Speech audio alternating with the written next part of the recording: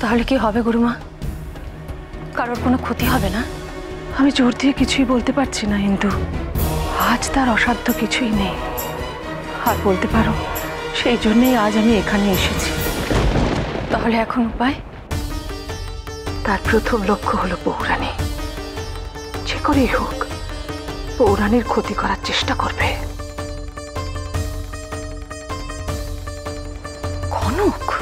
হ্যাঁ, কিন্তু আমি তো কিছুই বুঝতে পারছি না গুরুমা। ধৈর্য ধরো ইন্দু, ধীরে ধীরে সব বুঝতে পারবে। গুরুমা বলছি, আপনার পুজো কি শুরু হয়ে গেছে? ওখানে খাবার ব্যবস্থা সব হয়ে গেছে? না বৌরানী, পুজো সাঙ্গ না হলে আমি কোনো আহার গ্রহণ করতে পারবো না। তার চাইতে তুমি বরং প্রদীপটা এসে জ্বালিয়ে দাও তো। এসো।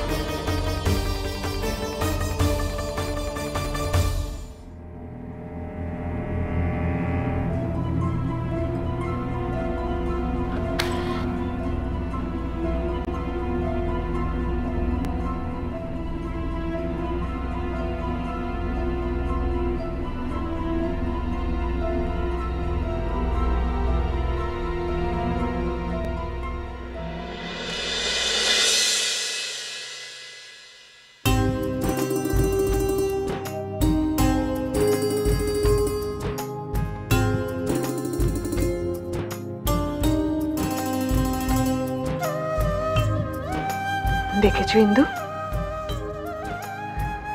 আমি বলেছিলাম না বৌরানী একমাত্র এই পরিবারের সমস্ত সংকট দূর করতে পারে।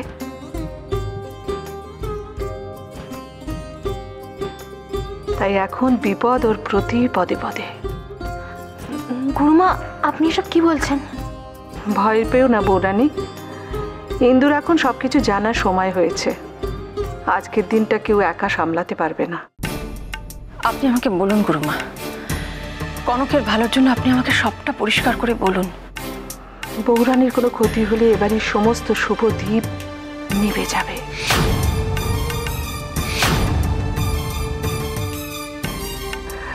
আর তারই প্রাণপণ চেষ্টা চলছে। তাই বৌরানীর জন্য আজকের রাতটা ভয়ঙ্কর ইন্দু।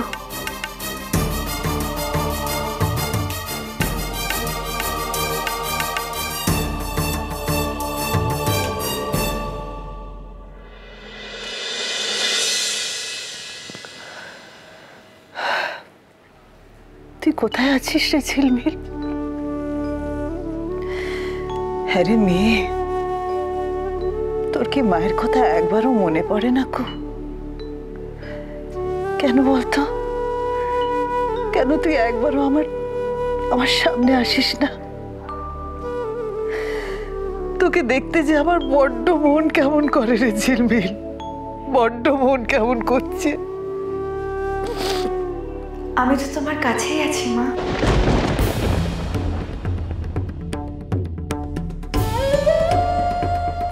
আরে তুই? হ্যাঁ মা, আমি।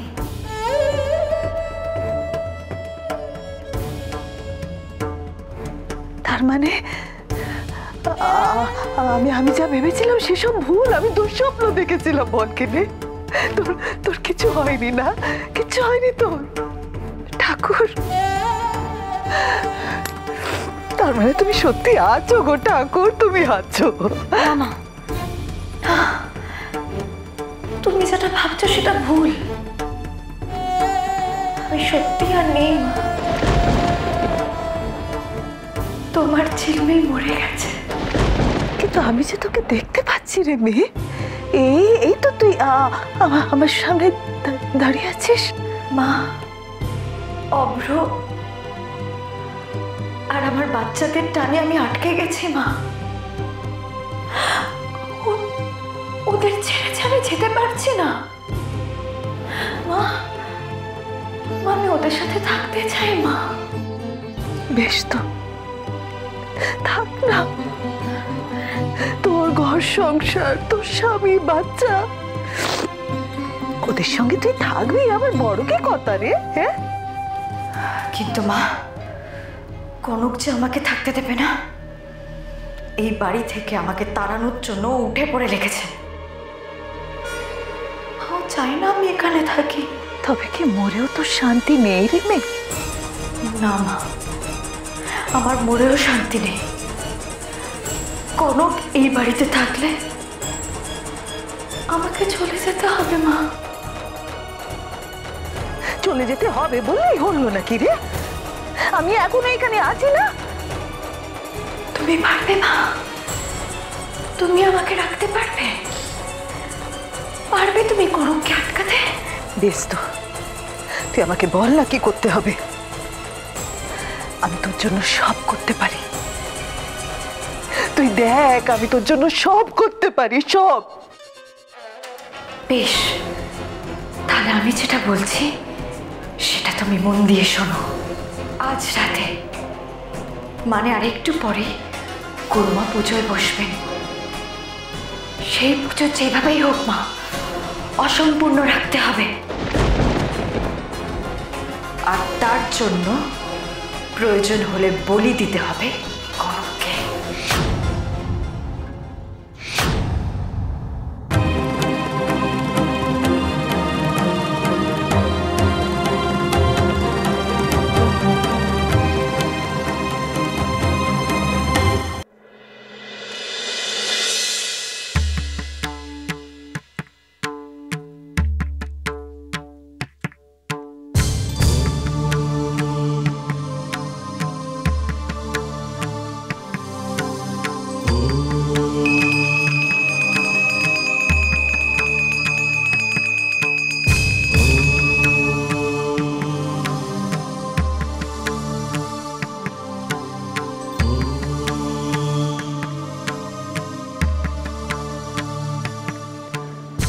পুজোর আয়োজন তো সব হয়ে গেল, কিন্তু বৌরানী কোথায়?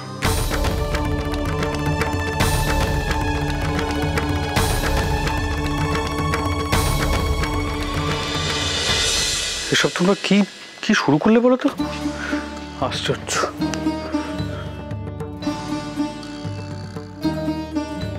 কি হলো আবার? গুরুমা এসেছেন, উনি বাড়িতে পুজো করবেন, তা আশ্চর্য হওয়ার কি আছে? পুজোর জন্য বলছি না, পুজোর কারণটার জন্য বলছি। আর তাছাড়া আজকালকার দিনে এইসব আজগুবি জিনিস মানা যায় নাকি? আর তুমি সেজেগুজে চললে। আমাদের জীবনের অনেক কিছু ঘটে যেগুলো ব্যাখ্যা সবসময় মেলে না। তা বলে সেগুলোকে আজগুবি বলেও তো উড়িয়ে দেওয়া যায় না, না? কনক, গুরুমা ডাকছেন। হ্যাঁ বড় মা, আসছি।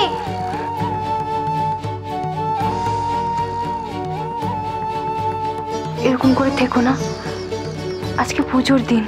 এরকম করে থাকলে কিন্তু অমঙ্গল হয়। না, আমার কিছু বলা না বলাতে কি এসে যায় বলো?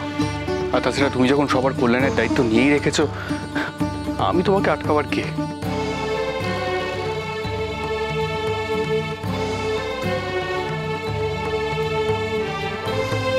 বড় মা ডাকছে আমাকে, আসছি আমি।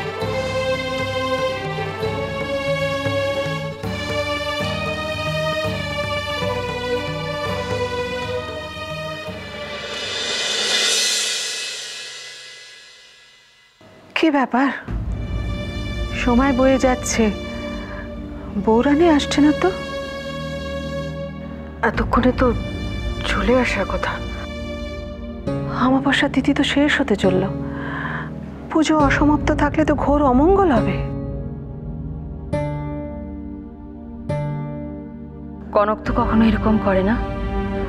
তাহলে কি আবার সাত্তকীর সঙ্গে কোনো? তোমাদের পুজো হলো? রাত তো অনেক হলো। কি করে হবে সাত্তকী? কনকের জন্য আমরা তখন থেকে অপেক্ষা করছি। কোথায় সে?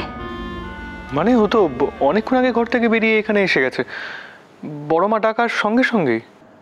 আমি আমি আবার কখন ডাকলাম?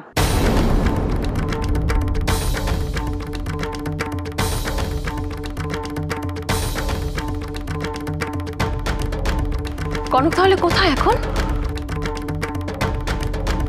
ওর কোনো বিপদ হয়নি তো?